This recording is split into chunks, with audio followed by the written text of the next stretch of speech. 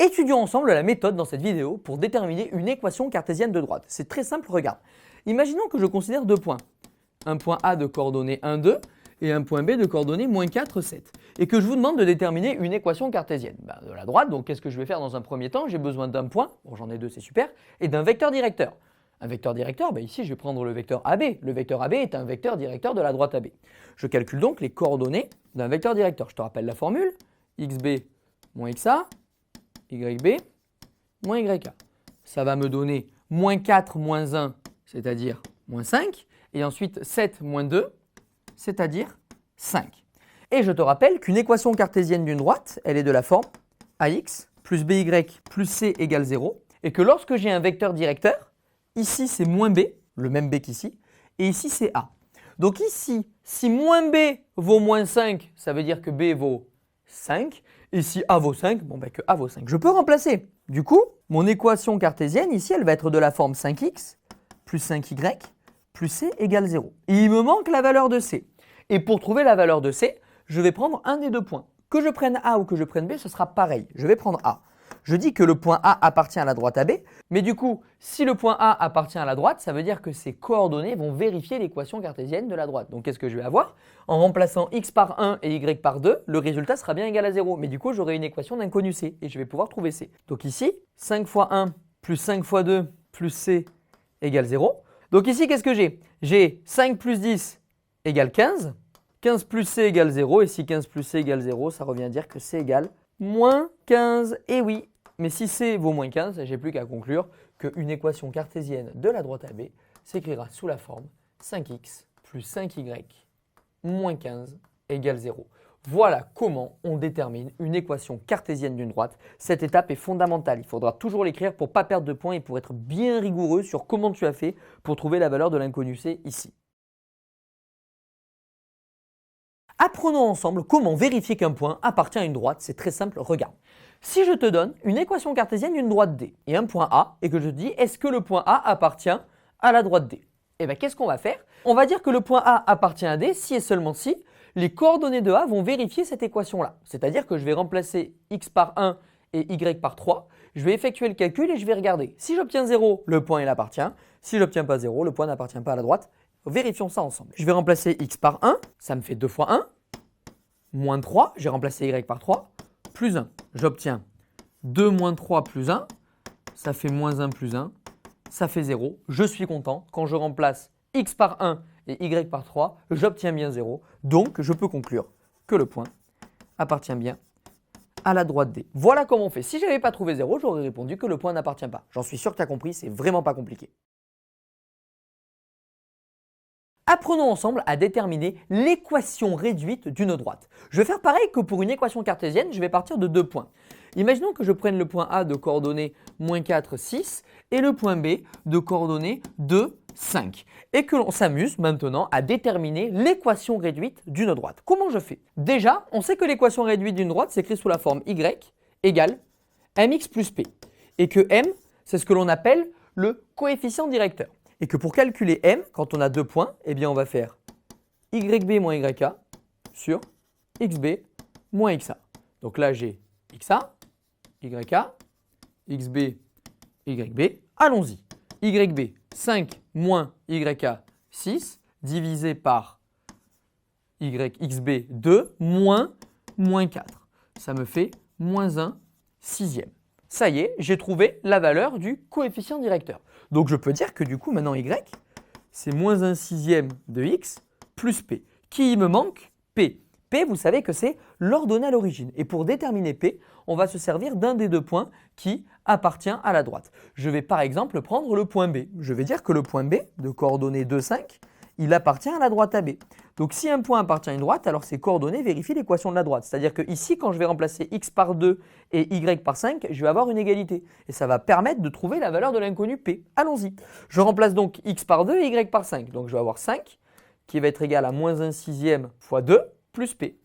Et on doit résoudre cette petite équation du premier degré qui me donne que 5 va être égal à moins 2 sixième plus P. Et donc je fais tout passer du même côté. Ça me fait 5 plus 2 sixièmes est égal à P. Et on met au même dénominateur. Donc 5, je peux dire aussi que Si je la multiplie par 6 en bas, ça fait 36e.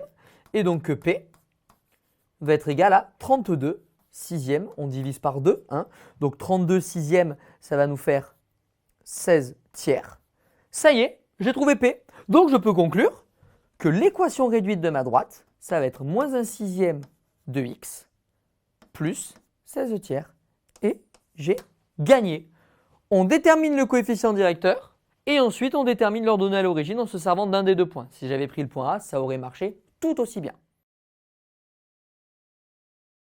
Apprenons ensemble à déterminer graphiquement l'équation réduite d'une droite. Super simple, tu te souviens que pour déterminer l'équation réduite d'une droite, il nous faut deux paramètres. L'ordonnée à l'origine, le coefficient directeur.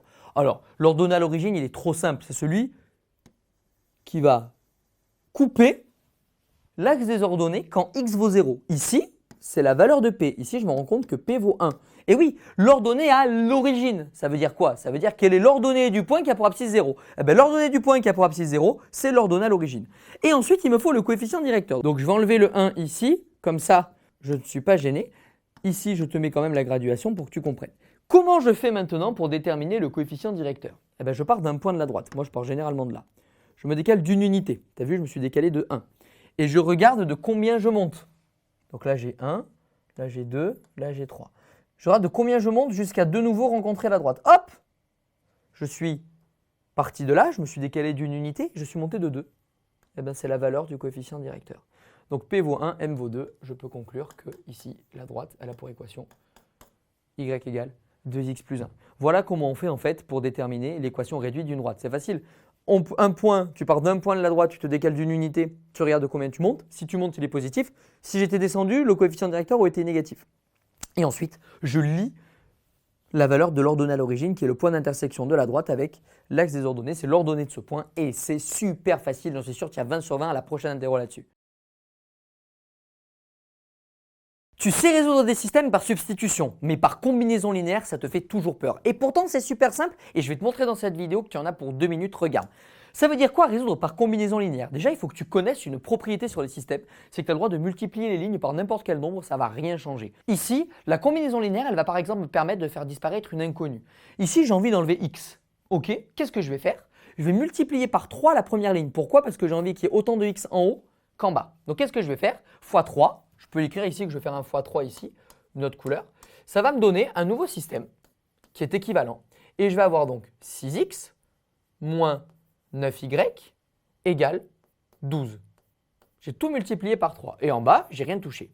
6x plus 2y égale 1. Ici, je vais l'appeler ligne 1. Ici, je vais l'appeler ligne 2.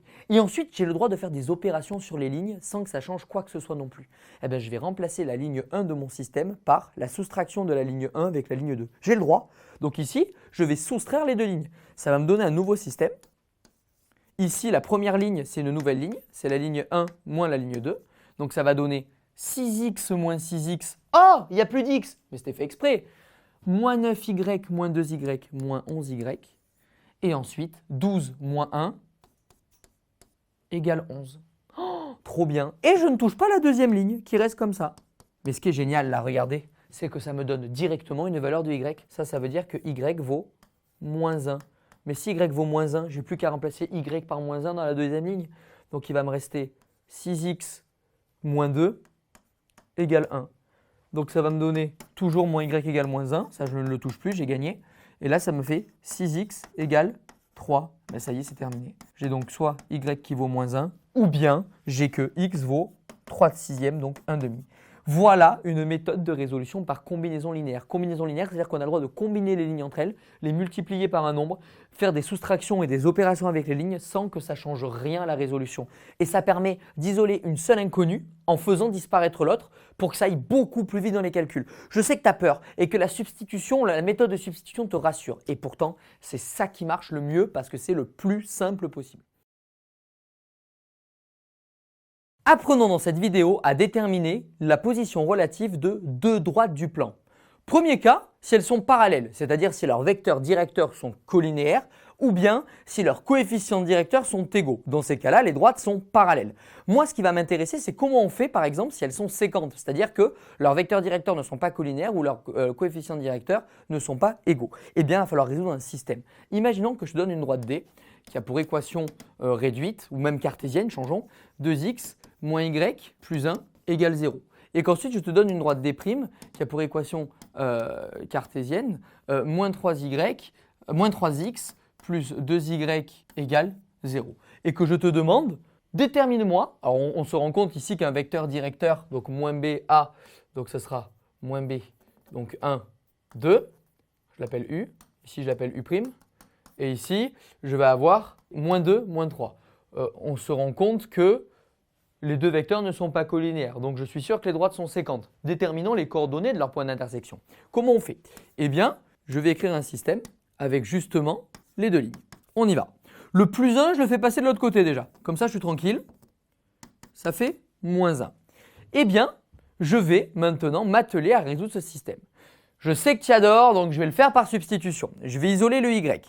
La première ligne me dit que finalement, si je mets y de l'autre côté et que je fais passer le moins 1, j'ai que y va être égal à 2x plus 1.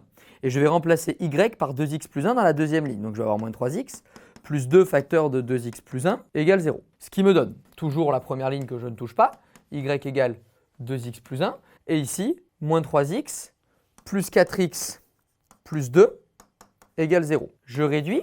Ici, j'obtiens moins 3 plus 4, x plus 2, x égale moins 2.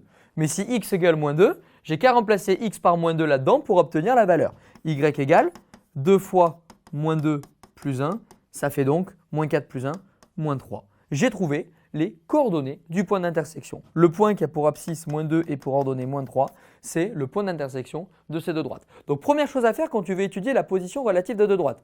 Soit on t'a donné une équation cartésienne, donc tu extrais un vecteur directeur, tu regardes s'ils sont collinaires, pour chacune d'entre elles s'ils sont collinaires entre eux. Sinon, si on t'a donné l'équation réduite, tu regardes si leurs coefficients directeurs sont égaux. Si c'est égaux ou si les vecteurs sont collinaires, alors les droites sont parallèles, tu t'arrêtes là. Mais si les droites ne sont pas parallèles, il faut aller plus loin et déterminer les coordonnées de leur point d'intersection, parce que tu sais très bien que dans le plan, si deux droites ne sont pas parallèles, c'est qu'elles sont forcément séquentes. Mais en quel point? Ensuite, on résout un système, ça sert à ça en fait de résoudre des systèmes. On résout un système pour trouver les coordonnées du point d'intersection de ces deux droites.